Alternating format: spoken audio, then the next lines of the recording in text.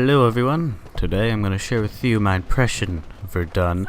If you don't know, Verdun is a game about World War I, and it's about the area, actually it's a city, Verdun, where they're fighting in trenches for a very, very long time. I'm pretty sure it's a few months at least. Doesn't really matter, but the developers of this game, this World War I game, it has been around for I think a few years at this point, and they have really been improving it for a very long time. So it's always good when a game like this has like decent developers. And the main thing about this game is actually its potential, which I think is mainly from its developers. They're very passionate about their game, and that's always good. So I think they're going to take this somewhere very good. But at the moment, it's okay, you know. The performance of it, as you can probably tell in the video, is probably a little choppy. That is because they switched it over to the Unity engine from, I think, the Unreal engine. I've heard of it being a little more laggy, but I mean, I've never dropped below 60 FPS. This video is recorded at 30, but even when I play it, it's always choppy when it shouldn't be. And I'm not sure if this is because it's changing from high FPS to low FPS back and forth, but it has a weird feeling to it sometimes, where things will just kind of be choppy, you know. They'll kind of, I guess, rubber band a bit, but it's not a network problem. It just feels weird, you know. The choppiness that you can see, probably, I'm assuming you can see, it's not that bad on my screen, but it's still there. Like, you can tell that it's just kind of, you know, wiggly wavily. The closest thing you could say it is.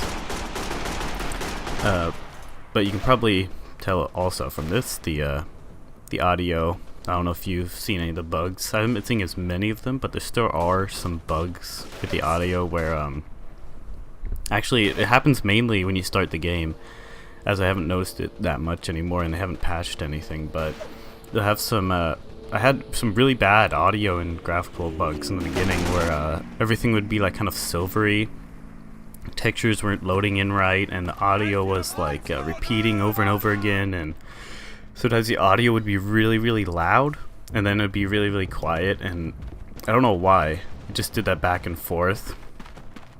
But after running the game maybe 3 or 4 times, it was actually just fine. I don't know why that happens, but this game is early access. I think it's in beta or something. I'm not sure it really says, but I'm pretty sure it's in beta. And there were a lot of bugs in it, but after a while they just go away, I guess. I haven't really noticed them. But the mode I'm playing here is called Frontlines. You have to, this is pretty much the main game mode of the game. It's deathmatch, but that's stupid. Like, don't do that. Don't. So in this mode, you have to take the trenches and defend your trench, and it goes back and forth. I think the attackers have a limited amount of time to take your trench, and if they can't, they have to retreat back to theirs, which you can see is going on right now. We weren't able to take the trench, and now we have to retreat back to our trench and defend from a counterattack. This is actually a really good game mode, this attack and defend. It's really fun. As you can see here, I love this. Just sitting up here, just pew-pewing everything. It is definitely a game of moments, really. Has some great moments, like in this. You'll see I kind of just shake around because I'm like so excited. I just murdered tons of people. But in this mode, you have factions. And I'm not sure exactly how many there is. It's kind of hard to tell, but I know that there's Canada, America, Britain, France, or maybe Italy or Germany or something. I'm not really sure all the factions, but it's essentially Allies versus Axis. And each faction has, there's 4 classes per faction. They're generally about the same. Some of them have unique classes, but I will be making videos for those classes. But when you unlock things for those classes, it stays with the faction. It's not universal, which for some people might be annoying. And the spawns in this, which you see in 13 seconds, they can sometimes be bad, but they're typically okay. There's certain maps that people don't play because of the spawns. but it's not necessarily always the spawns. It can be the map itself. You'll sometimes spawn, like in this map it's hilly, but there's some maps where it's almost completely flat, and once you spawn, well, no man's land is the area between trenches. You spawn in no man's land, but behind your line. But since it's so flat, when they're defending, they can shoot you from their trench in your spawn because it's so flat. There is cover, but it's not tall enough, you know. This is definitely not one of those maps. There's holes and cover everywhere. It's definitely not flat. But there's certain flat maps where you can spawn into someone either seeing you or shooting you right away. There's also certain maps where you can be mortared in your spawn, and they'll wait for the timer to say when you're going to spawn. Which I think I don't like that. I think you should take that timer, which you can see in above the map there. But they can spawn kill you with mortars inside of your spawn, and it's really dumb that that can happen. I'm not really sure how they would change that, but spawn killing can be a problem, and just the map design for spawns is sometimes bad. But generally it's good. There's only I think a map that is bad with spawns, but otherwise they're actually pretty good maps. Anyway, yeah, right there. There you go. Yeah, I guess it didn't look for that guy. They don't have that like Call of Duty. Someone's looking at you in your area, doesn't spawn. Well, not in this. Apparently I just spawn anyway, right into that guy's gun. Yeah, then I gotta look at this respawn screen for another 15 seconds. You'll be doing that a lot in this game when you're attacking. So, something the class I haven't played is Squad Leader. I don't think I have it. No, I don't have a Squad Leader in here, sadly. A Squad Leader, they're the only people with abilities. You generally get either a pistol and binoculars, I think maybe a rifle and binoculars. The binoculars, all they do is zoom in, not very much besides that. If you press Q as a Squad Leader, you can tell where you want your squad to move. And you can also call in mortar or mustard gas, and they both cause suppression. And mustard gas, I think, can kill people if they stay in it for too long. While mortar is, you know, just explosive and they kind of blow you up in tiny bits, which is really cool. You actually blow up. It's nice, really nice. That's what you blew up. Yeah. They both cause suppression, but the mustard gas doesn't. Only when you're inside of it, that is. And the Squad Leader has you won't see it here because no one's playing Squad Leader, but essentially they have a blue circle around them, and if you stay inside that circle, you get a teamwork bonus, I think, or generally if you just surround other people in your squad, you get teamwork bonus, but you also get bonus points for being in your NCO's area, essentially Squad Leader. So there is incentive for team play there, to stay around your Squad Leader, and you generally, hopefully, squads will stay together and hold excuse me, and hold certain parts of the trench that you want to like hold, and it essentially disperses your squads across the map. So the Squad Leader is just one of the classes, and they all actually play together pretty well. In this video, I'm mainly a machine gunner, and my job as this type of machine gunner is to cause suppression and also snipe them, which I'm shrekking them. Add more meat to my grinder, please. Oh yeah, there you go. Walk right into it. Yep. Chop them up. Make some hamburgers over here. Oh, look at that. Oh, love it. Have a barbecue. Anyway, so if I see at some point in this video, you'll notice that I can see some squad members and a friendly trying to rush up a hill. And I noticed that a whole bunch of bad guys are on the other side, so I can start just putting rounds down by their trench over their heads and stuff to cause suppression, to try to make it easier for people on my team to get up there. These machine guns and every gun cause suppression. It's actually a part that a machine gunner can play. They don't actually have to shoot people, they can just suppress them and make their team push up for them while they sit on the edge of the map, just doing this, shooting bullets randomly downrange. And of course the counter to that is generally snipers. If they know what they're doing, they'll snipe machine gunners, because they're pretty easy target. They make a lot of noise, a lot of muzzle flash, they stand still. I mean, it's probably the easiest target you could shoot. Which, you know, they don't have a good sniper. Which is why I'm just able to sit here all day in one position, just shoot everything. So, if they had a sniper, I would have been dead a long time ago. Snipers can literally shut you down repeatedly, which is why you have to hope that your sniper kills them, at least often enough that you can machine gun decently. But the sniper and the machine gunner aren't classes you're probably going to be playing. Most likely, for the first few hours of the game, you're mostly going to be playing somebody with either just a rifle, or a rifle and a pistol, or rifle and grenade, something like that. That actually was a sniper there that shot me. But generally, you're going to be playing just with a basic rifle. They all one shot. There's no bullet drop, but there's bullet travel time. Yeah, this guy. Just the rifle is mainly what you're going to be doing when you start the game. But eventually, you'll be you might even start as a squad leader, which is just a pistol, but you'll get the machine gun and the sniper rifle eventually in different classes and upgrades and stuff. But they all work together pretty well. They all complement each other, and it really allows squads to do team play very well. And if you actually are coordinated, which I wish there was VoIP, like in-game voice, but there isn't, sadly. Even just for squads, it'd be nice, because I could sit up here and just cover my squad as they move up. Which is kind of what I'm doing here. But the dynamics between the different classes inside of squads is really nice. There's not many games that get it right, especially the suppression. Suppression is actually pretty good. It works very well. You might be able to see it when I get shot at here and there, but I don't know. No one seems to notice me up here, just shooting. I think there's multiple times where I just run out of bullets.